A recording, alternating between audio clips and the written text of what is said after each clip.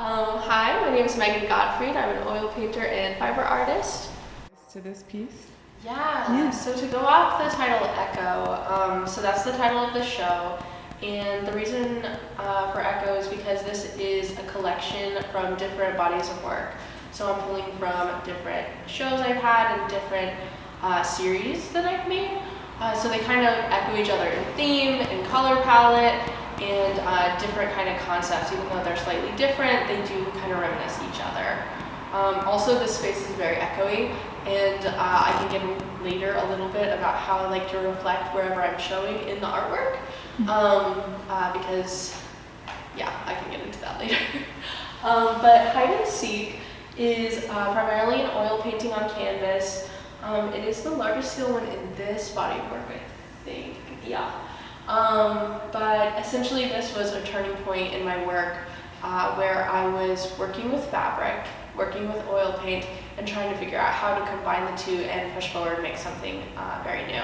So one of the ideas I was really interested in was how can I kind of dissect and kind of tear apart the fullness of whatever I'm working with. So that's fabric, and kind of dissect that kind of fabric as body on the picture plane here.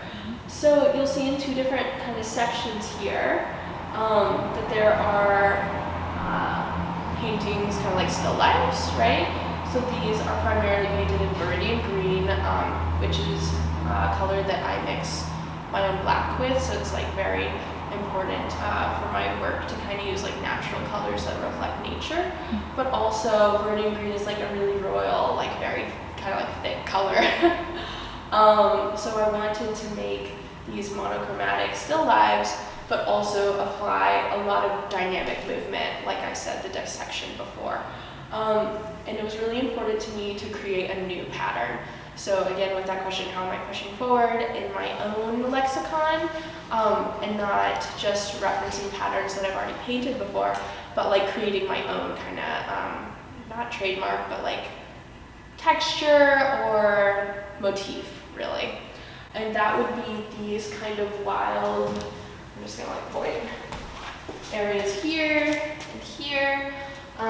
So going into the theme of memory, I'm thinking about the recreation of like when I was younger and went to like Chuck E. Cheese and had this childhood energy. The floor. So if y'all have ever been, have ever been to like a Chuck E. Cheese or like a Playhouse or something, there's always like this really tacky like 70s, 80s like texture and very bold pattern on the floor, and I was trying to recreate that but also make it in my own color palette. So you can see I was definitely thinking of like when I grew up, so 2000s energy, but like it's kind of like a dusty 90s at that point, because the floor was really worn when I got to it, for example. So that's like the pattern history that, or not really pattern history, but just like pattern placement in time and space that I'm looking at. But for different pieces, I'm really interested in like the sawtooth, or what is it, houndstooth patterns, the history of that, but also when I like walk through life and experience different things, I'm trying to pull out different visual motifs. So like this painting over here, you'll see kind of my trademark is like these pine needles floating on the surface. So if I take that and like kind of flatten it and put it vertically, then it becomes a completely different experience than like walking in the woods and seeing that floating in a puddle. That would also make it in my own color palette. So you can see the still life, so combining the still life with the new kind of abstracted dynamic energy here. I also think throughout my work it's really important to let adults play, and this idea of coming into it and working kind of like childlike, right? Still thinking academically, but also letting your brain have the creative freedom that it needs. So if you want to come over here, I'm just going to talk about his color.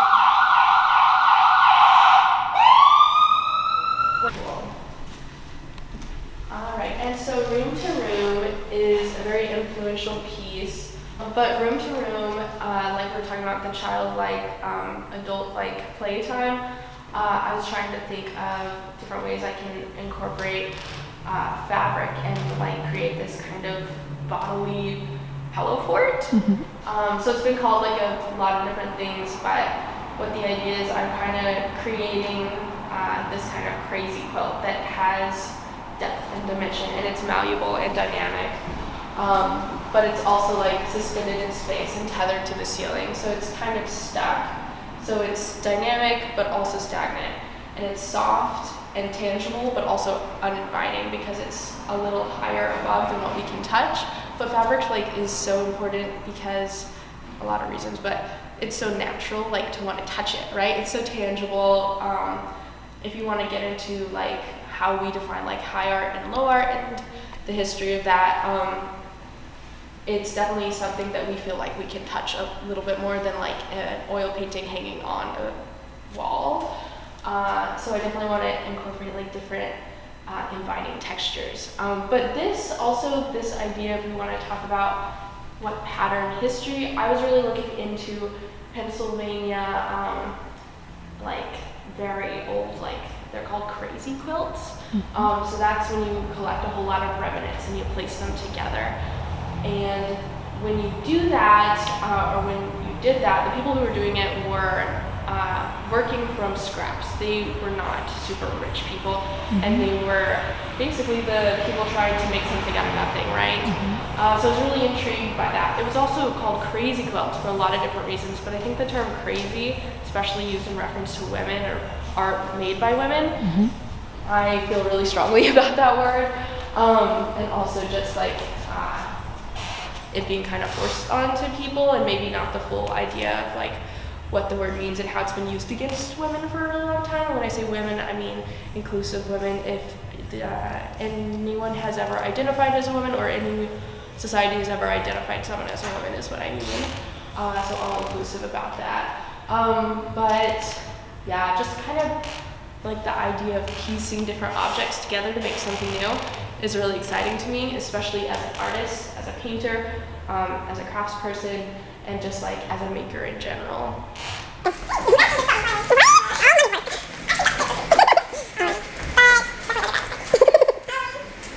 So jumping into a different kind of body of work here, this is kind of the blue room, like you have a lot of blues and oranges here. So like this work, I named it Goodnight Moon, because I'm painting again from a perceptual painting from still life of fabric, where I'm trying to like think about fabric as body and as something dynamic that has like interior and exterior. And you see this really warm patch right here, which is really fun because I feel like it's kind of radiating, and it's kind of the warmest thing in the painting, which reminds me of the moon. But also I'm like reminiscing with this kind of storyboarded kind of division across the canvas that again references like Goodnight Moon, the book that you used to read when you were a kid. Looking at something that's really maybe, I would want to say like complicated, but allowing it to be like fun and playful, and people to dive into it with like just their eyes and how they feel rather than their minds. Back over here, we have another kind of much warmer and cooler at the same time blue bodies. So this is me actually naming the fabric as a body, which is something I've never actually literally done. So that's like an interesting dive into that. And just technically there, I start with like a large acrylic underpainting and then build up specifically with the oil painted surface as fabric, just to create a completely different texture there. And then this one is mostly oil, and I'm really thinking about how things in life can look like really bodily and weightless. And this is actually the underneath of a lily pad. I was like, oh my gosh, and I volunteered at the aquarium recently, so I've been very into aquatic life. Is that? Yeah. Okay. Marine biology. Yes, Yeah. I've met so many cool scuba divers, and they have like so many cool images, and I think that's my next kind of thing, because things in water are like so weightless, and I think that's interesting to paint like technically. but also hello, we need to do something about the environment and warming, or we're all gonna die and things are gonna die before us and it'll be really sad. Cool. So I'm just gonna talk a little bit about Echo, the kind of center of the show, and what really kind of inspired this concept. Essentially, Echo is a tree nymph who got caught by Hera in Greek mythology, and then her voice was turned to an echo. I wanted to repaint this painting by Alexander Cabanel, kind of in my own style, but also like a very high contrast on the orange and blue, because I wanted the fabric to really stand out, because of course that's kind of my topic and what I'm interested in. But also I wanted to paint it with Mount Rainier in the background, giving like place to a story and kind of retelling it like that, in like our kind of, or where I live, like placing her in maybe Belltown or So awesome. yeah. Cool. And then these two, so I put kind of these works together here because they do have a solo figure in each, and they are a kind of darker palette for sure. So instead of referencing all the natural dyes that I'm using in Room to Room and making my own fabric and remnants and all of that, that kind of palette chosen for me, really thinking about how to use chiaroscuro, light and dark on canvas, and also like complementary colors. So you see a lot of green and red in here, with another pattern that like is symbolic to me, which references my grandmother's house. And then there's a pattern here that I've already spoken about, but they're just pine needles from North Carolina floating in the water, and one body here. So looking through, I started this one when I was in school, when I was kind of reading through a lot of different art history, learning a lot of people, and generally I got a little tired of looking at women painted by men, and I thought I need to put a woman on canvas, and what does that mean for a woman to paint a woman on canvas? Like, is that different? How can I kind of help the narrative, but also like explore that space for myself and like what it means to objectify a person? Is it okay even if I do it? So I'm really dissecting this body and objectifying it, but I'm also doing kind of a color study with the background green and then the tinted warmth in her body as well. Yeah. And then the figure in this piece,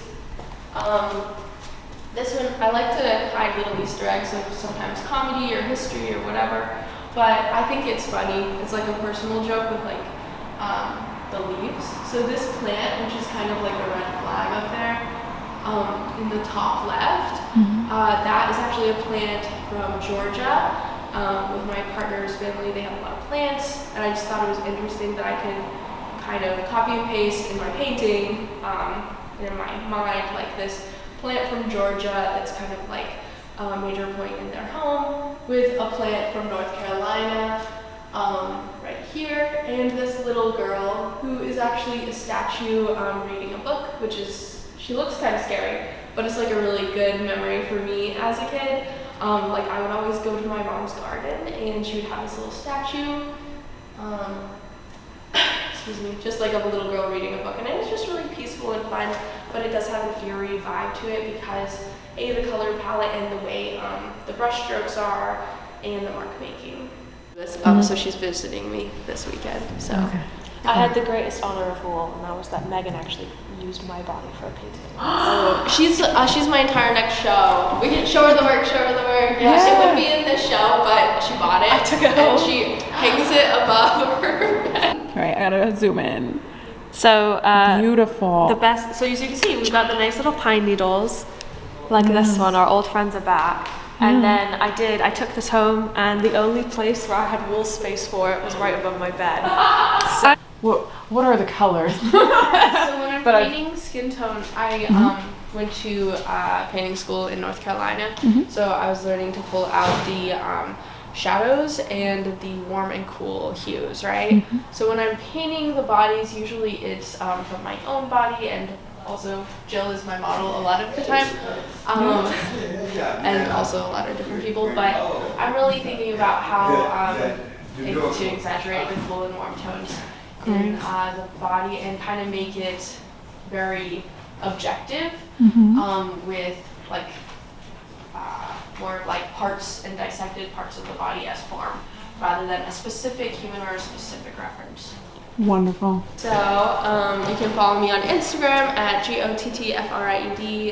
gottfried.megan. So that's gottfried.megan on Instagram. But also, if we want to talk about different kind of activism, especially through Basecamp, so I have a studio in Basecamp Studios here in Belltown, Seattle. But we do a lot of different shows that are, some of them are open calls. So we did an activist, really awesome show for, it was right before the vote, and it was for like, it wasn't, I would say it's for like abortion funds being created for a specific group of local Native Americans, but also it was called Fuck SCOTUS, we're gonna do it anyway. So we curated a show here along with like 3 different galleries, and we had people who come by, anyone who came by sold a ticket, to all that money was donated for making sure that abortions are to people that actually, people when they need it.